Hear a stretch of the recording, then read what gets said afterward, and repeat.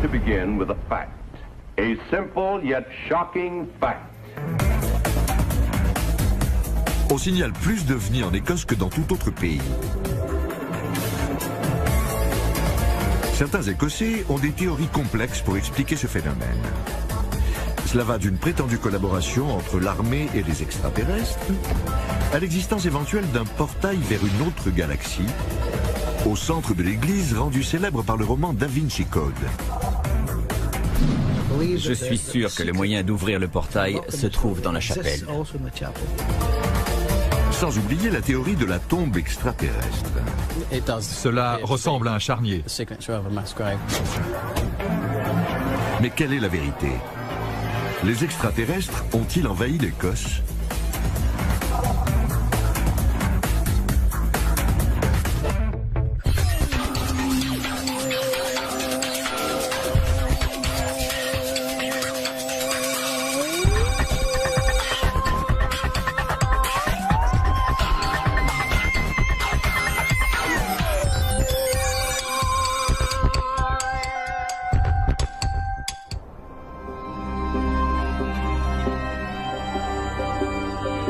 L'Écosse est associée depuis longtemps avec l'étrange et le paranormal.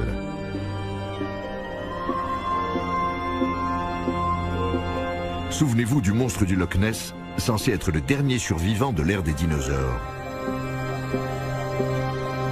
À ce jour, des centaines d'habitants vivant au bord du lac géant affirment avoir vu la tête de Nessie. Ici, la campagne regorge de pierres ancestrales et résonne de légendes remplies de sorts, de démons et de malédictions. C'est donc peu étonnant qu'on signale plus d'ovnis dans ce pays que dans tout autre, proportionnellement à sa taille. Dans une région précise, c'est même la moitié de la population qui affirme avoir vu un ovni. Il y a eu plus de témoignages dans les dernières années que dans le monde entier. Et ce n'est pas fini.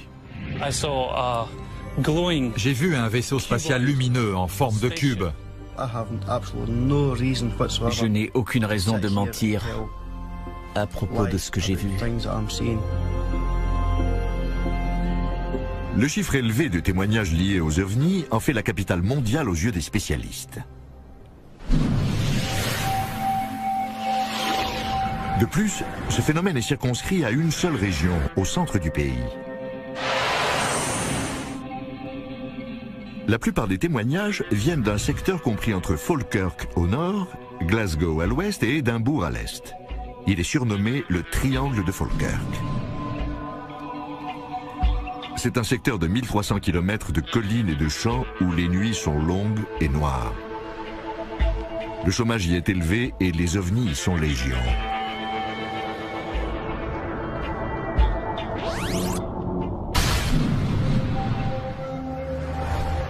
Le petit village de Bonnybridge se trouve au centre du triangle de Falkirk.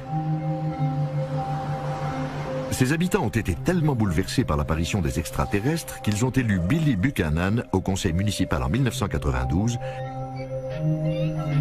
pour qu'il leur vienne en aide. C'est un homme tourmenté. Sur les 124 000 personnes que compte cette région, nous pensons que plus de 60 000 ont vu un ovni depuis 1992. Cela montre clairement qu'il se passe des choses. C'est indéniable. Il se passe quelque chose même si nous n'avons pas encore trouvé de quoi il s'agit. C'est justement ce que je tente de savoir par tous les moyens.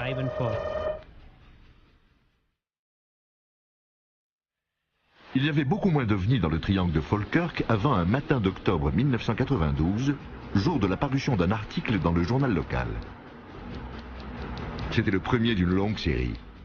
Depuis, de plus en plus de gens ont dit avoir vu des ovnis.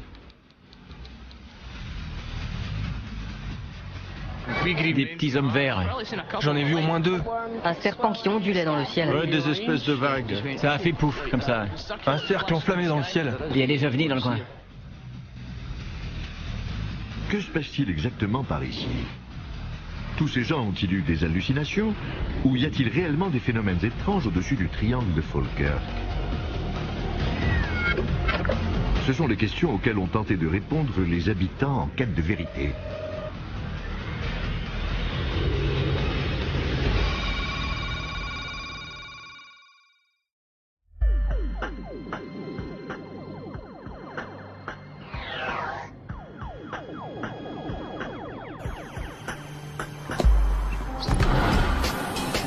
Depuis les gros titres du début des années 90, plusieurs personnes ont tenté de résoudre le mystère du triangle de Falkirk.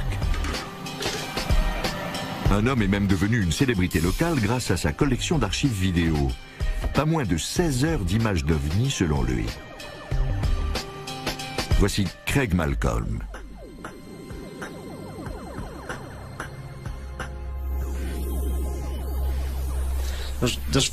On peut voir beaucoup de choses différentes dans le ciel. Là, par exemple, on ne voit qu'une sphère lumineuse. Puis les formes se mettent à bouger, bizarrement. Elles se rapprochent, s'éloignent, deviennent floues. C'est très troublant. Cet objet a une forme spécifique. On dirait qu'il est entouré de lumière. Ça apparaît brusquement, comme si quelqu'un allumait la lumière. On est tranquille, chez soi le soir, et on les voit parcourir le ciel. Craig organise des réunions avec des amis passionnés. Il passe des nuits entières à essayer de filmer des ovnis. À une époque, on scrutait le ciel tous les soirs. Mais on était dingues. Après une journée de travail, on passait 8 à 10 heures à regarder le ciel. Puis on dormait 2 heures avant notre journée de travail. Comme Craig, Billy Buchanan s'est mis en tête de trouver des explications à ces phénomènes insolites. Il est arrivé à la conclusion surprenante que les autorités collaborent avec les extraterrestres. Le gouvernement sait ce qui se passe à Bonny Bridge, mais il ne veut rien dire.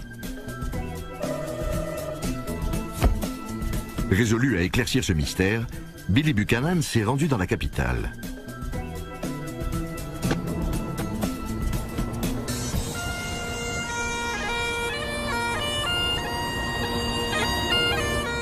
Grâce à ses revendications, il a attiré l'attention sur le triangle de Falkirk et fait entendre la complainte des habitants de Bonny Bridge à toute la Grande-Bretagne. Bon d'accord, ça suffit maintenant. De son côté, le gouvernement avait une arme secrète pour répliquer aux revendications de M. Buchanan. Nick Pope a passé 10 ans à examiner rapports et témoignages, puis à les réfuter. Sa confrontation avec Billy Buchanan a été violente. On a délibérément tenté de me faire taire, mais il n'en est pas question. Je me tairai quand je serai mort.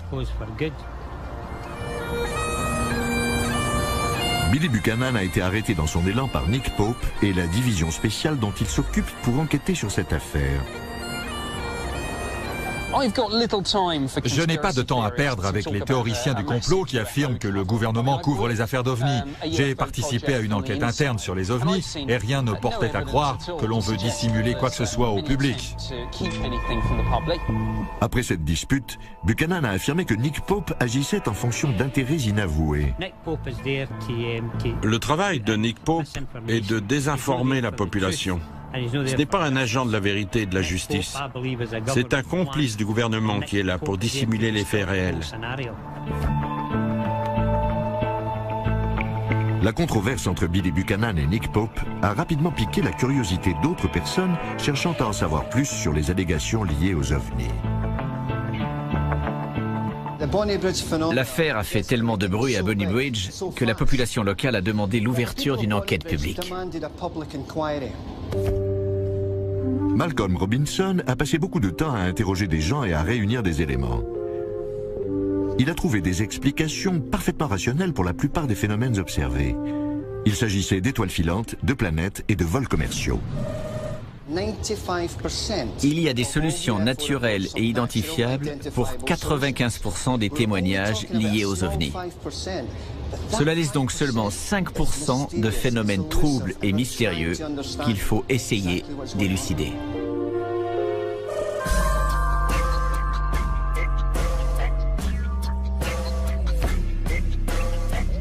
Selon l'une des théories sur lesquelles Robinson s'est penché, les ovnis vus en Écosse sont en fait des appareils militaires. Il a souligné que le pays comporte de nombreuses bases militaires américaines, que les Highlands servent de terrain d'entraînement aux pilotes de l'armée de l'air et que les 4 sous-marins nucléaires britanniques sont basés dans la région.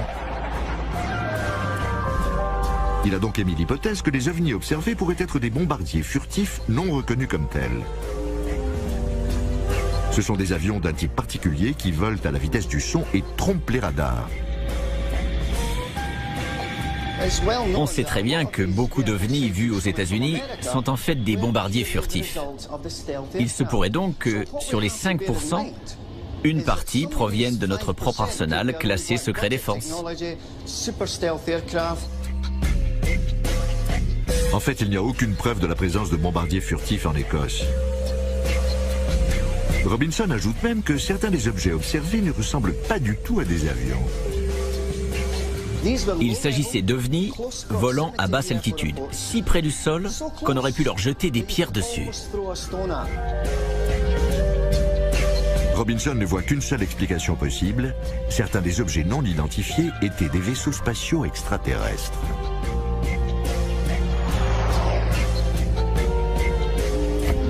Vous avez un objet qui est là, puis qui disparaît complètement.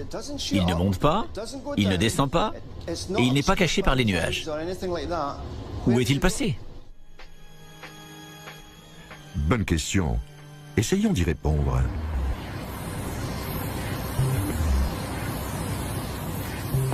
D'autres personnes sont convaincues que la recrudescence d'ovnis en Écosse est liée à l'armée.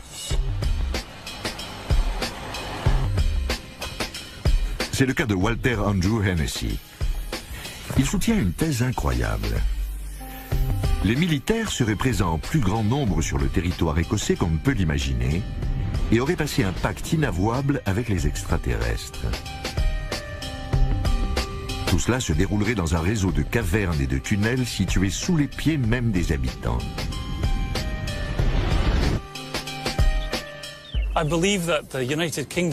Je pense que le Royaume-Uni est l'un des endroits qui a le plus de lieux souterrains, tout particulièrement dans le centre de l'Écosse. C'est une région qui a l'un des réseaux de cavernes les plus méconnus au monde. Des cavernes? Andrew Hennessy est parvenu à cette conclusion étonnante en remarquant que l'Écosse était jalonnée de pylônes, de sites interdits et de zones protégées par des barrières. N'importe qui d'autre aurait déduit qu'il s'agit de banales bases de l'OTAN. Mais pour lui, cela ne sert qu'à couvrir une activité souterraine foisonnante.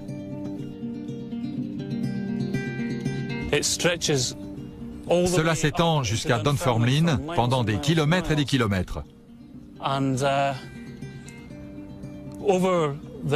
Au-dessus des transmetteurs, des pylônes et des paraboles du centre de contrôle militaire,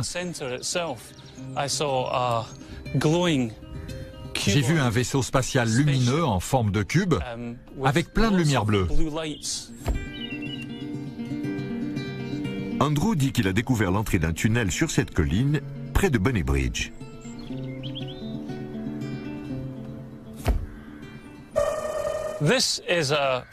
C'est la sortie de secours sur le côté sud d'un des plus grands centres de contrôle d'Europe de l'Ouest.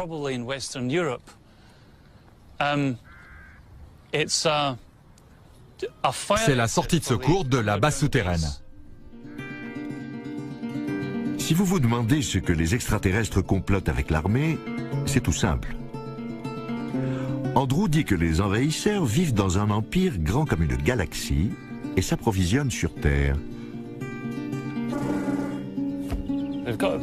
Ils ont un empire immense. Ils ont mis au point un système de portails dont l'un se trouve dans le West Lothian près de Bonny Bridge.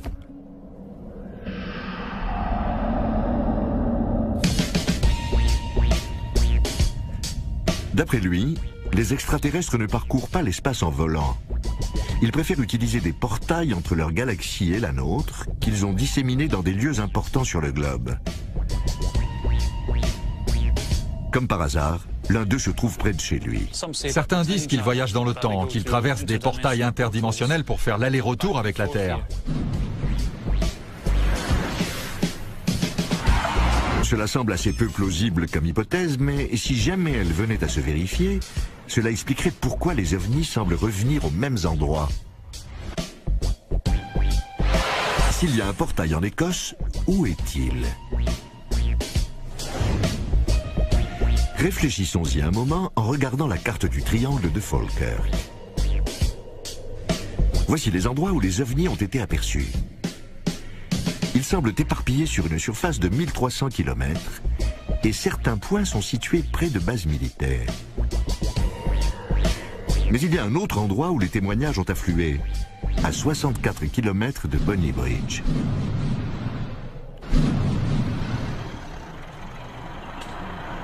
Il s'agit de la petite ville de Roslyn, dans le sud du triangle. C'est là que les ovnis ont été décrits avec le plus de précision et que la photographie présumée la plus nette a été prise. Andrew Hennessy s'en sert d'ailleurs comme preuve. Ce vaisseau spatial a été photographié le même soir près de Roslyn.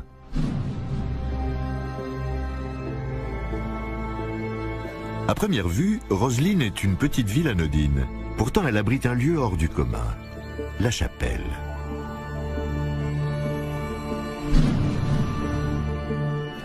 C'est l'un des endroits les plus mystérieux au monde.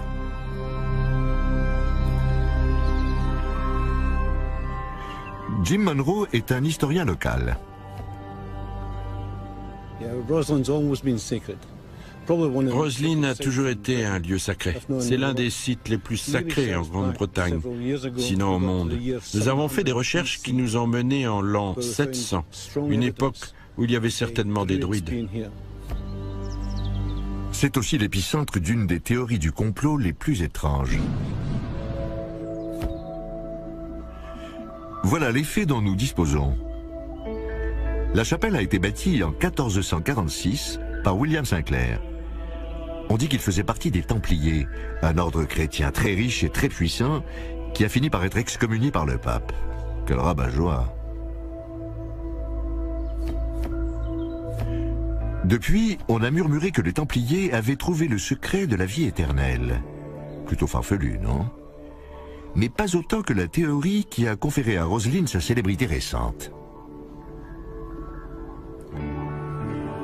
Dans Da Vinci Code, Dan Brown écrit que c'est dans la chapelle de Roslyn que les Templiers ont enterré le Graal. Leur raison? Ils ont découvert le secret le plus inavouable du Vatican, le christianisme est une supercherie. Lynn Pecknett est une auteure qui a également écrit sur Roslyn. Le public cherche à croire en quelque chose. Da Vinci Code est un roman policier palpitant qui a attiré l'attention des lecteurs. Il leur a dit « Attention, on nous a dissimulé la vérité pendant 2000 ans sur la nature d'un phénomène primordial, le christianisme. Tout d'un coup, on découvre que tout est faux. »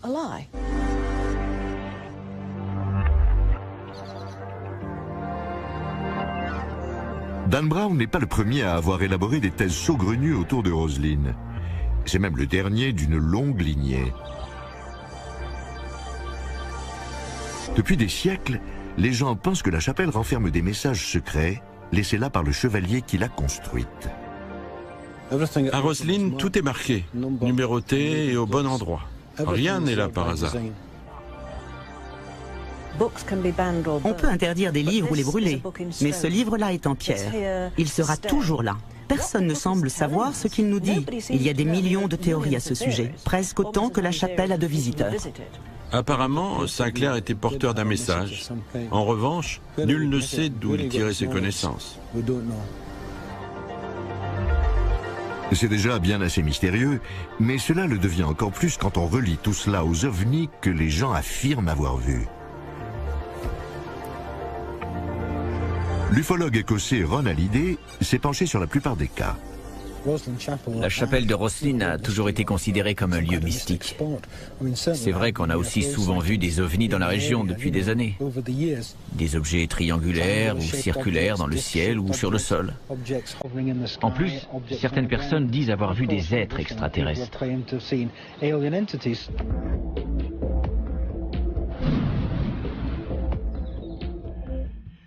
Plusieurs personnes ont émis l'hypothèse que certains détails inexplicables présents dans la chapelle étaient dus aux extraterrestres.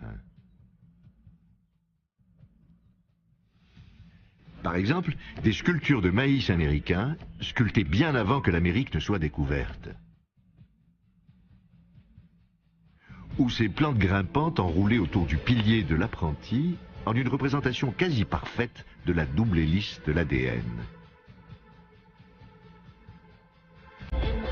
Des extraterrestres super évolués ont peut-être donné certaines connaissances avancées à William Sinclair pour qu'il laisse ces messages. Vous trouvez l'idée extravagante? Certes, mais ce n'est pas tout. En effet, certains habitants du coin sont convaincus que quelque chose d'encore plus puissant que le Graal se trouve dans la chapelle. Un portail extraterrestre vers une autre dimension. D'où leur est venue cette idée? Dès les premières fois où les gens ont déclaré avoir vu des ovnis et des extraterrestres, cela s'est passé près de bâtiments à la riche et mystérieuse histoire. Des monuments comme les pyramides égyptiennes, Stonehenge en Angleterre, et aujourd'hui la chapelle de Roslin en Écosse. Certains prétendent que ces vénérables sites sont des portails vers d'autres dimensions. Cela expliquerait pourquoi beaucoup de gens voient des phénomènes étranges aux alentours. Il est possible que dans le passé, les gens connaissaient ce lieu qui permettait d'établir un lien avec d'autres dimensions ou d'autres univers. C'est pour cela qu'ils ont construit la chapelle de Roslin à cet endroit précis. Roslin et un autre lieu dans le West Lothian, près de Bonnybridge, sont deux endroits qui ont servi pour le voyage entre les dimensions et les univers. Cela explique peut-être pourquoi les gens voient souvent des ovnis qui disparaissent d'un instant à l'autre.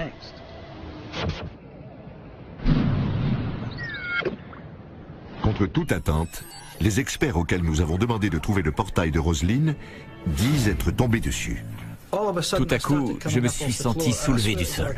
Je pouvais sentir avec mes mains où se trouvait le portail, où il commençait et où il finissait. C'est peut-être un portail vers une autre dimension, qui sait?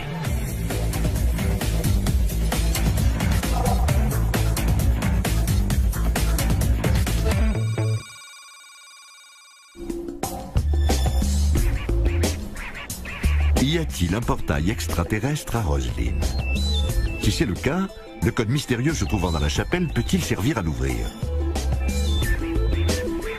D'après certaines personnes inquiétantes que vous allez voir, le code a été révélé aux Écossais il y a 500 ans par des extraterrestres aux connaissances prodigieusement avancées. Nous allons examiner cette théorie. L'endroit tout désigné pour chercher ce fameux portail interdimensionnel est l'intérieur de la chapelle de Roslin. Nos enquêteurs tout désignés sont les spécialistes locaux du paranormal. Brian Allen et les médiums Anne-Marie Snedden et Jim Lockhead. Eux-mêmes sortent un peu de la normale, il faut dire. Mais qui d'autre appelé pour localiser un portail galactique? Nous les avons laissés 3 heures à Roslin pour voir s'ils pouvaient rencontrer des phénomènes étranges. Ils ont fouillé les coins et les recoins du village et ont trouvé leur comptant de faits inquiétants.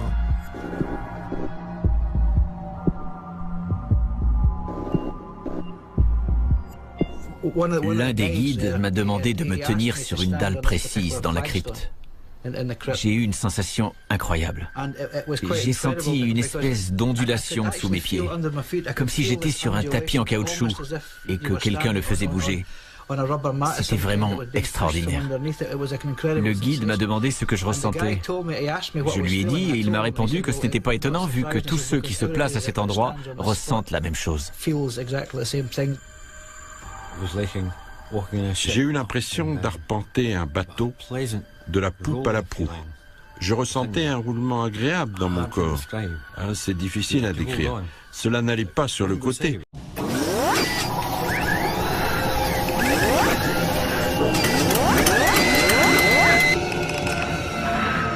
Seulement vers l'avant et verticalement. Tout d'un coup, j'ai commencé à décoller du sol. Je vous le jure. C'était comme si on me prenait par les talons et qu'on me poussait vers l'avant. Et j'ai trébuché. Brian Allen et ses amis sont tombés sur le portail, au sens propre. Je pouvais sentir avec mes mains où se trouvait le portail, où il commençait et où il finissait. C'était comme un grand tube. J'ai senti la porte sous mes doigts. Elle a bougé légèrement quand j'ai appuyé. Mais ce n'est pas tout. Non seulement ils ont détecté le portail, mais ils ont une théorie ingénieuse pour l'ouvrir. Ils disent que la réponse se trouve dans la chapelle.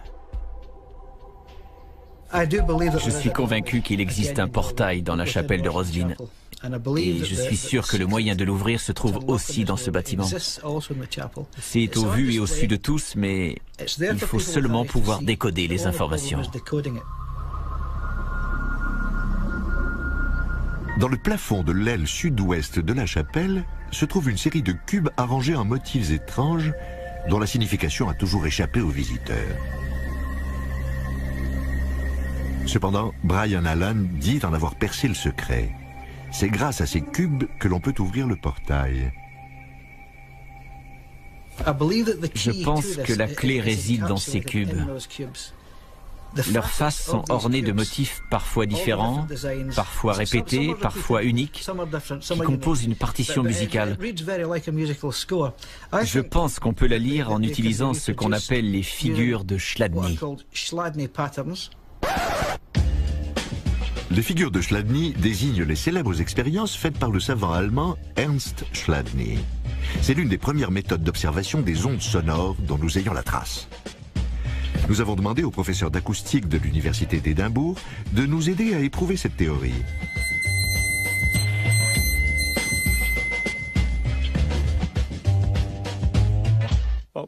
J'ai ici une plaque carrée qui est fixée au milieu, mais dont les côtés peuvent vibrer. On peut y parvenir de plusieurs façons, mais la méthode courante est de prendre un archet de violon et de le frotter sur le bord. On peut faire apparaître les figures en saupoudrant la plaque de sel ou de sable. Quand on frotte avec l'archet, le sel est soulevé à l'endroit où la plaque vibre et une figure apparaît.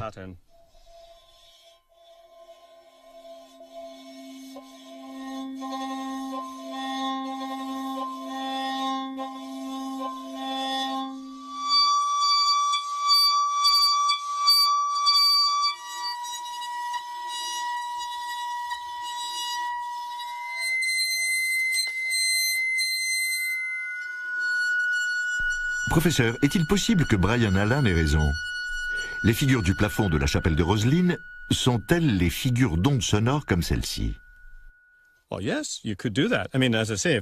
C'est possible, hein? Si on joue une note précise, on peut en trouver le ton sur un piano et l'écrire.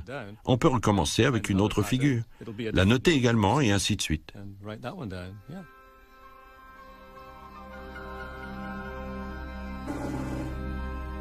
Brian Allen pense que les figures présentes sur les faces des cubes représentent des séries de notes. Selon lui, elles indiquent une mélodie qui fera vibrer les cubes et permettra l'ouverture d'un portail interdimensionnel.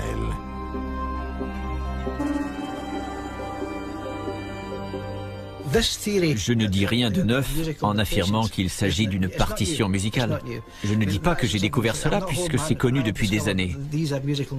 Le seul problème qui subsiste, c'est celui de déchiffrer cette partition.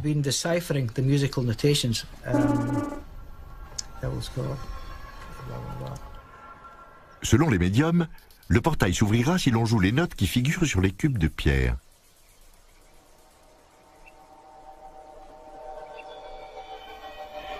Nous avons donc demandé au professeur Campbell d'essayer de reproduire les figures grâce à la méthode de Chladni.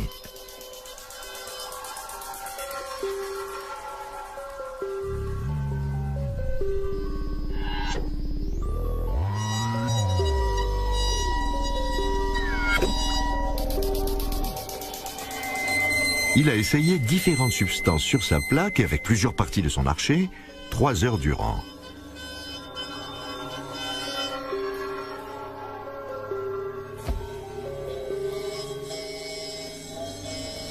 Mais cela n'a rien donné. Il a été incapable de reproduire les figures. Apparemment, les inscriptions de la chapelle n'ont rien à voir avec les figures de Chladni.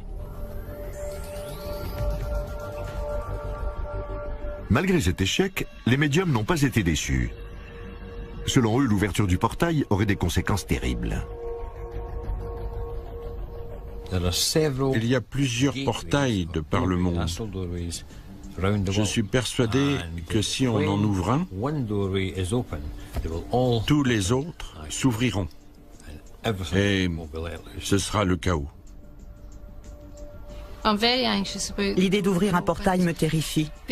On ne sait pas ce que l'on va laisser rentrer.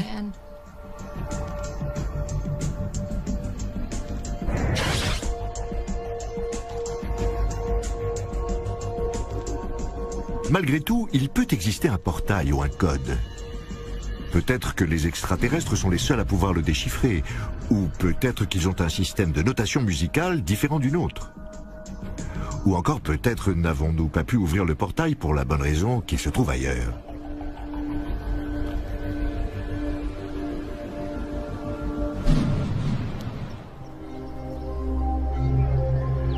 Où peut-il se trouver ?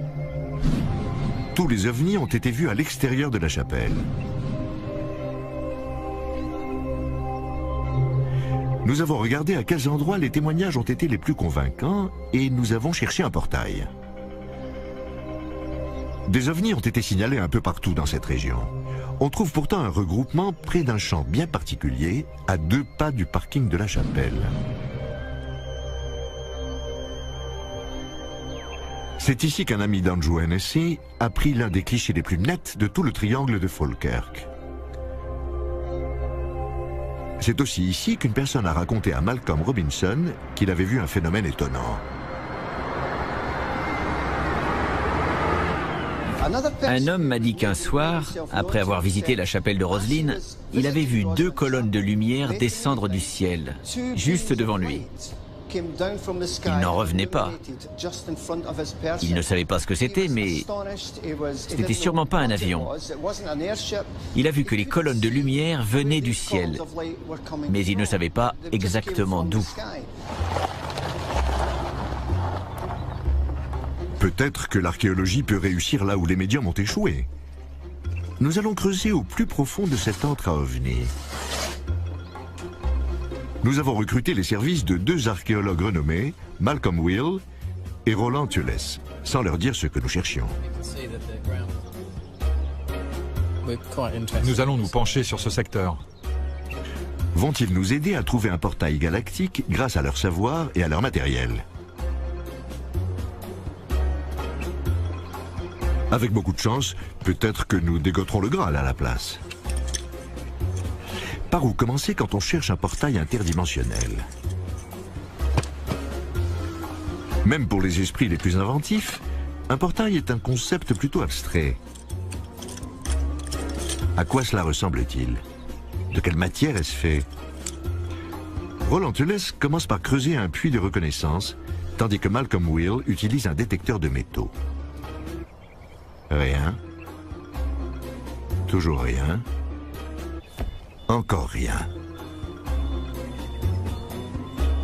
Il passe donc au radar pénétrant, une technologie qui détecte les traces d'agitation plutôt que la matière physique. Si quelqu'un a creusé ici dans les 1000 dernières années, cet appareil signalera à quel emplacement il l'a fait.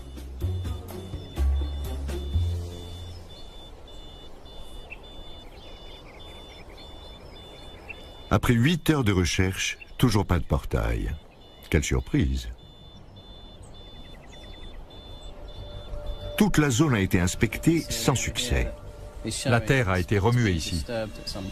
Au moment où nous allions remballer, Malcolm trouve quelque chose. C'est ici que la terre a été le plus remuée. C'était sans doute une tombe. Je suis déjà allé sur un charnier et j'ai observé ce genre de résultat. S'agit-il de cadavres? De templiers? De victimes de la peste? Ou d'un objet venu d'un autre monde?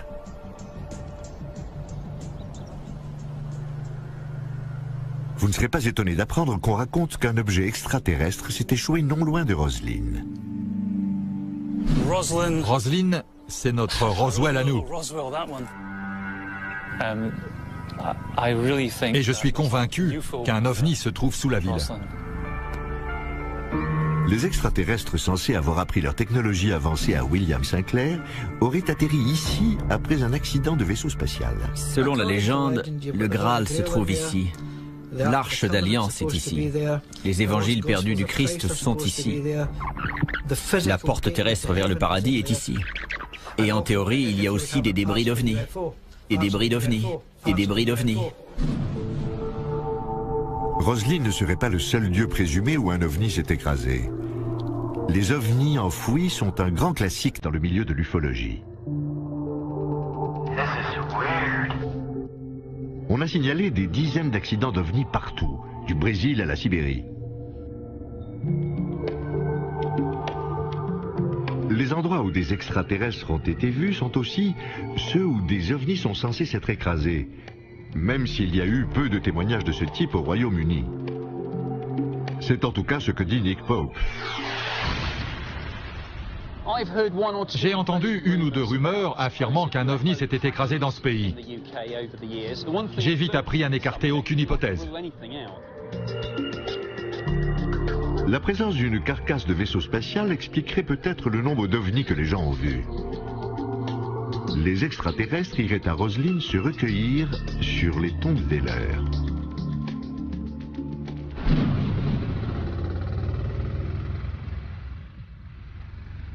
Nous étions maintenant complètement dans le noir.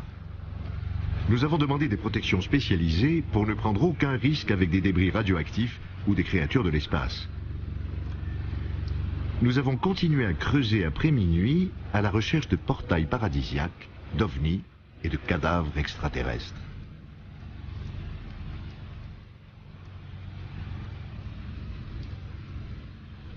Qu'avons-nous trouvé? Rien du tout.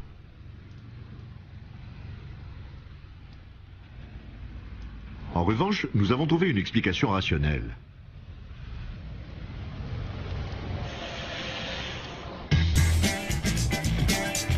Nos recherches dans le champ près de la chapelle ont été une perte de temps et d'argent. Nous avions trouvé des indices d'une présence extraterrestre éventuelle, mais nos appareils avaient seulement remarqué une différence de densité dans le sol due au labourage du XXe siècle. Nous n'avons rien trouvé de paranormal du côté de la chapelle de Roslin. Ni tombe extraterrestre, ni portail galactique. C'est très décevant.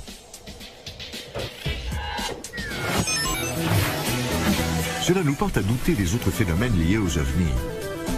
Y avait-il vraiment matière à creuser? Les médiums n'ont pas su dire où se trouvait le portail. Les figures de Chladni n'ont rien donné. Qu'en est-il de tous ces gens qui jurent avoir vu des extraterrestres et des ovnis? Vous vous souvenez de Craig Malcolm, celui qui n'arrivait pas à s'endormir parce qu'il comptait les ovnis? Nous avons fait expertiser ces films par la police. On était à 172, passe au suivant. À 320, il devrait y avoir un éclair de ce côté. Oui, c'est ça. C'est sûr, c'est un avion qui traverse le ciel. Bonny Bridge, la ville située à l'épicentre des phénomènes, est sur la trajectoire d'approche directe de deux aéroports internationaux.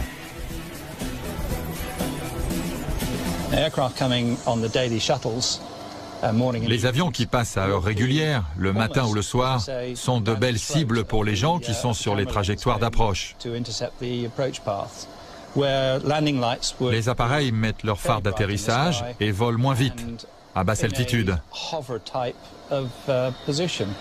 75% des objets peuvent certainement être identifiés comme des avions qui atterrissent à l'aéroport de Glasgow avec leur lumière allumée. Dans la plupart des cas, Craig Malcolm s'est trompé.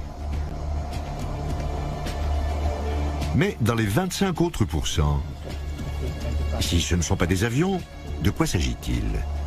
Ce que nous avons découvert ensuite remet en question la théorie des ovnis en Écosse. Elle pourrait fort bien être un mélange de tours de passe-passe et de baliverne.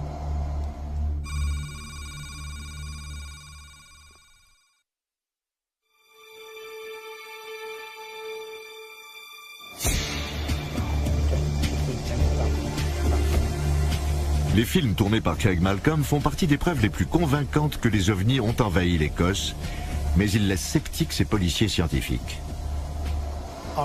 Je mets plein écran. Cela peut être un objet suspendu par des câbles, un bouchon dans l'eau, n'importe quoi.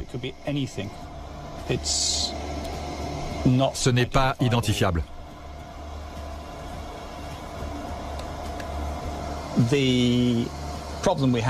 Le problème, c'est qu'il n'y a ni date ni heure. Il n'y a rien autour qui nous fournisse une échelle de taille. On ne dirait pas que ça peut vraiment voler. On ne sait pas si c'est dans le ciel, dans l'eau ou sur le bord d'une fenêtre. Qu'est-ce que Craig Malcolm a filmé?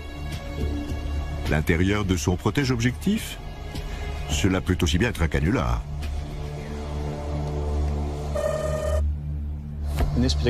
Dans ce cas particulier, ce n'est pas impossible que quelqu'un veuille se moquer du public et qu'il prétende avoir filmé des objets extraterrestres. Je m'en fiche. Je suis content de dire ce que je pense sur certains sujets. Franchement, je n'ai aucune raison de rester planté ici. Je veux savoir qui ils sont et d'où ils viennent. C'est mon but. Quand il se passera des choses, je pourrai dire au monde entier, je vous avais prévenu de ce qui allait arriver.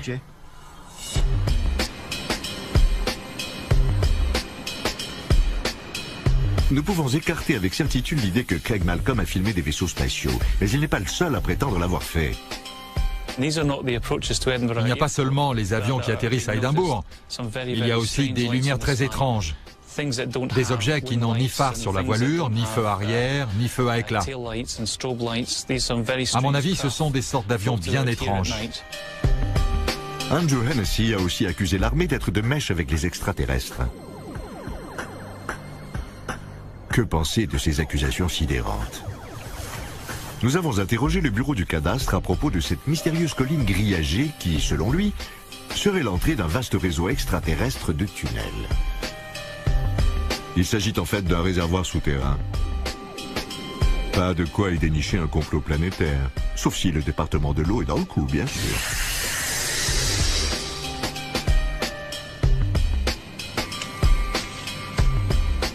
Revenons aux conseillers de Bonny Bridge, plébiscités par presque 5000 électeurs. Ils ne pensent qu'à faire leur bien, évidemment.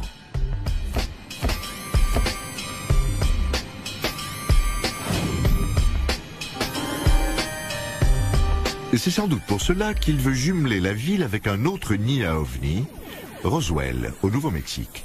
Il veut également ouvrir à Bonny Bridge un parc sur le thème. Pourquoi pas? En plusieurs années, Bonny Bridge a perdu 12 000 emplois à cause de la fermeture des industries lourdes. Si je peux me servir de l'engouement pour les ovnis pour ramener des emplois, je le ferai, même si on me critique pour cette initiative. Quel bilan tiré sur le triangle de Falkirk? En cherchant dans les archives, on voit que pratiquement aucun ovni n'avait été signalé en Écosse avant les 12 dernières années. Tout a commencé quand le premier article apparut dans le journal local, un jour où il y avait peu d'autres informations. Le reportage évoquait de nombreux cas à Bonny Bridge et il a déclenché une avalanche de déclarations par la suite. Peut-être que cette histoire du triangle de Falkirk n'est qu'un engrenage lancé par les médias. Les gens ont très peur de signaler des ovnis. Ils ne savent pas à qui s'adresser et ont peur du ridicule. Une fois qu'on en parle dans les médias, ils ont moins de réticence à parler. Ajoutez les rumeurs aux affirmations des médias et vous enclencherez un mécanisme infernal et difficile à arrêter. Malgré notre scepticisme, il reste quand même un doute. En effet, Brian Allen et ses semblables restent convaincus de leur théorie après 10 ans. Et ils ne sont pas prêts d'en dévier d'un pouce. Ceux qui se disent sceptiques sont souvent des démystificateurs. Un démystificateur n'admettrait jamais la vérité, même si elle lui crevait les yeux. Ces gens-là sont comme ça. Mais qui sait? Peut-être que les régions censées être fréquentées par les ovnis le sont vraiment, mais cela ne semble pas être le cas du triangle de Falkirk. Une chose reste sûre, la chapelle de Roslin est un lieu énigmatique rempli de secrets et d'intrigues. Toutefois, la clé de son mystère n'est certainement pas liée à des êtres venus d'un autre monde.